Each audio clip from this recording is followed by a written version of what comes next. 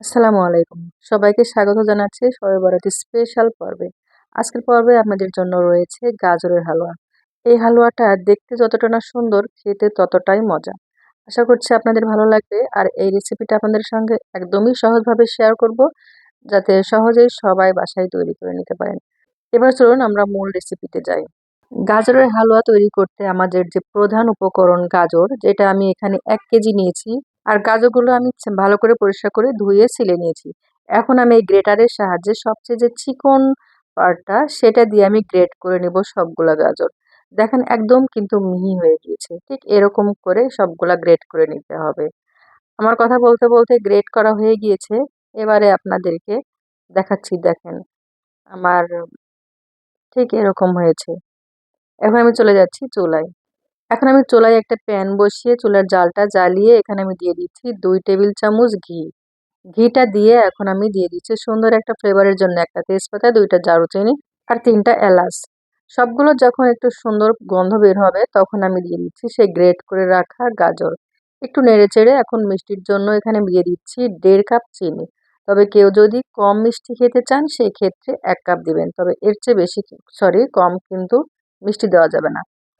২-১ minute নাড়তে চাড়তেই দেখবেন চিনিটা মেল্ট হয়ে গাজর থেকে বেশ পানি বের হবে। ওই পানিতেই কিন্তু গাজরটা সেদ্ধ হয়ে যাবে। কেউ চাইলে এই পানিতেও সেদ্ধ করতে পারেন, আবার কেউ চাইলে আমার মতো এভাবে দুধও অ্যাড করতে পারেন। আমি এখানে 1/2 কাপ দুধ দিয়েছি, যেটা আমি আগে থেকে জাল করে ঘন করে রেখেছিলাম।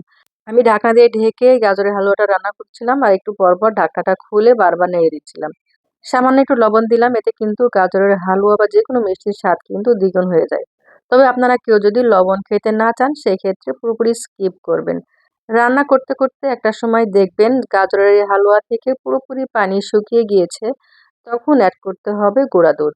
আমি এখানে ১.৫ কাপ গুঁড়া দুধ দিব, তবে একবারে দিব না, একটু একটু করে আমি দিব আর নেড়েচেড়ে এভাবে ভালোভাবে মিশিয়ে নিব। এই লাস্টে এভাবে গুঁড়া দুধটা এভাবে মিশালে আমার কাছে কিন্তু গাজরের হালুয়ার টেস্ট কিন্তু দ্বিগুণ লাগে।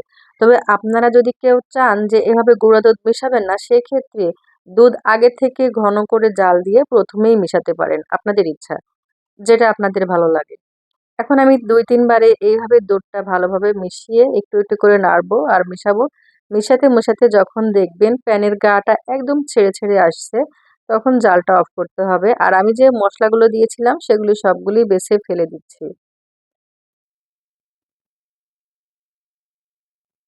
আমার কথা বলতে বলতে হালুয়া রান্না প্রায় শেষের দিকে। এখন আমি ঘি মিশাচ্ছি এখানে ২ টেবিল চামচ। চেষ্টা করবেন শেষে এই ঘিটা অ্যাড করার, এতে করে হালুয়া অনেক ফ্লেভারফুল থাকে এবং টেস্ট কিন্তু দ্বিগুণ বেড়ে যায়।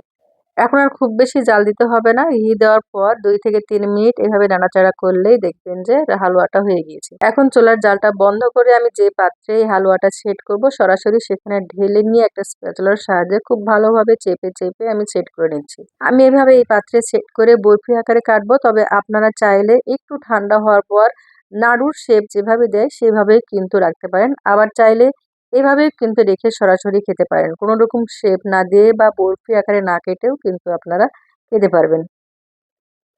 আর দেখলেন তো কত সহজভাবে বানিয়ে নিলাম। আর খেতেও কিন্তু ভীষণই মজার। তাই এবারের শবে বরাতে অবশ্যই একবার ট্রাই করবেন। বানালে কিন্তু আমাকে নিচের কমেন্ট বক্সে জানাতে ভুলবেন না। আর যদি ভালো লেগে থাকে বেশি বেশি করে শেয়ার করবেন আপনার ফ্যামিলি এবং ফ্রেন্ডসদের মাঝে, যাতে তারাও দেখতে পারে।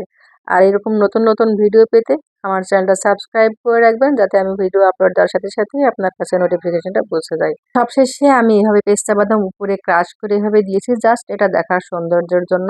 এটা চাইলে বাদ দিবেন, আর আপনার যদি ভালো লাগে তাহলে দিবেন। এটা কিছুই না, জাস্ট একটু ডেকোরেশন, যাতে করে খাবারের আকর্ষণটা আরো দ্বিগুণ হয়ে যায়। আল্লাহ হাফেজ, সবাই ভালো থাকবেন, আমার জন্য দোয়া করবেন।